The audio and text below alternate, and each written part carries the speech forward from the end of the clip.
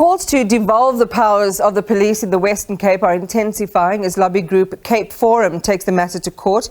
The AFriForum was established by AFriForum, and its executive chairperson, Heindrich Wyngaard, joins me now. Heindrich, good evening to you and welcome to the program. Just to get straight into exactly what it is you're asking for, are you asking specifically for the court to declare the existing Referendum Act unconstitutional and then for Parliament to amend it so that you can have the power to hold referendums in the province? Iman, good evening to you and the viewers. And yes, you are correct.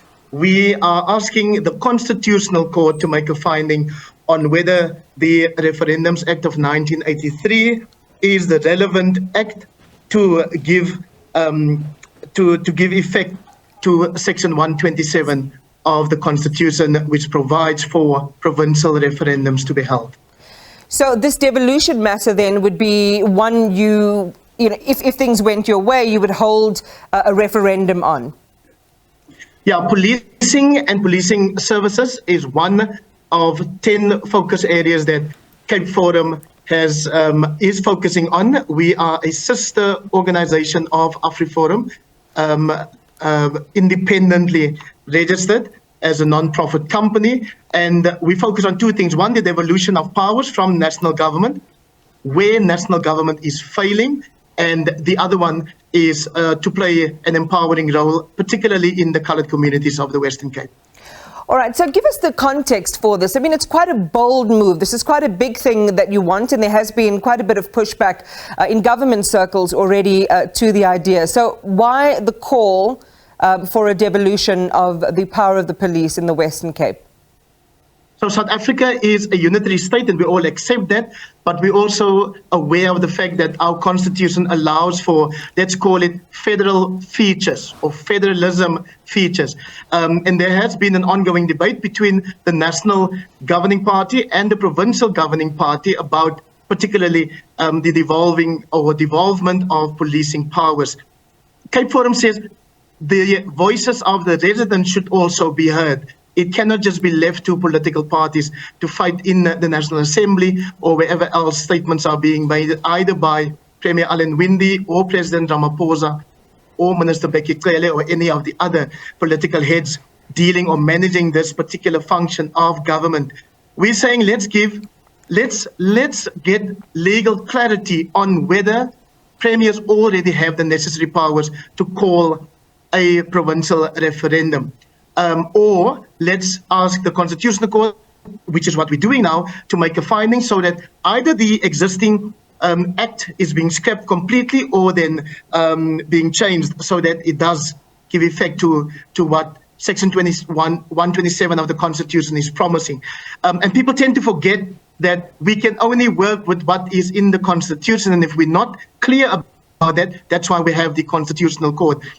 So what we hoping to achieve is, once we have that legal clarity, once the National Assembly has ensured that we have the necessary legislation enacted, that a provincial referendum is being held so that the people of the Western Cape can give their view on whether the province should have a bigger say, should have the take over the management or control of policing services. Yeah. I don't have to tell the viewers or you about the state of crime in the province.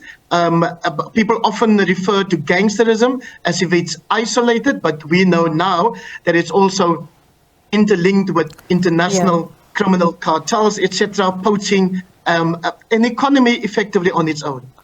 I mean, it's quite a bold move because it challenges quite a few things. You know, for you to have control over policing in the province raises a number of questions, like, you know, what parameters would be set up to manage the boundaries? Is this an autonomous police division, you know, outside of the rest of the country? A lot of questions that raise concerns about within this sort of context of federalism or creating a federated, you know, province that is still a part of South Africa but really has some autonomy.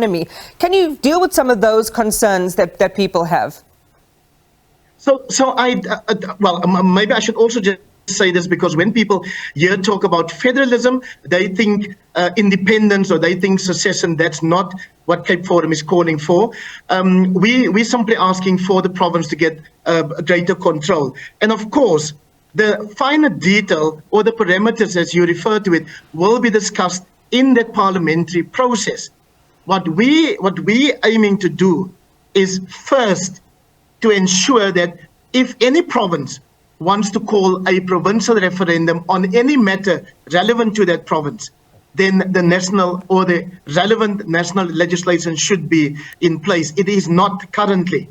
And then secondly, we get to the question that will be posed to those participating in the referendum. Now, our aim is, yes, to give larger control over policing. And when we talk about policing services, it deals with the appointment of senior police officers, be it your provincial commissioner, for instance, and particularly, Iman, the allocation of resources. We are often told by Minister Becky Cele that the province of the Western Cape actually gets more than what they should get when it comes to how much resources are allocated to the province, and then the counter argument from the province that we're not getting nearly enough, or the way in which national government or the national department decides to deploy police members, for instance, is inadequate. If the Western Cape didn't have its own initiatives, such as the so-called LEAP officers in the city of Cape Town, then crime would have been completely out of control. But luckily, as was proven by the recent announcement of the latest crime statistics, the province is making headways, the city is making headways in curbing some of the crime. Would you make your own laws when it comes to policing? Legislation will determine to what extent that control will be that is afforded a province when we get to that point, okay. Iman. But one accepts that we have a national, one unitary state, and that you will work within the confines of the unitary state, which now currently, yes, already allows for some of these so-called federalism features. It's going to be a big moment, constitutionally speaking, and it'll be really interesting, Heindrich, to watch how this develops. Thank you for sharing with us some of the details and the bid that you're making in the Constitutional Court. That was Heindrich Wyngaard, who is with the AFriForum.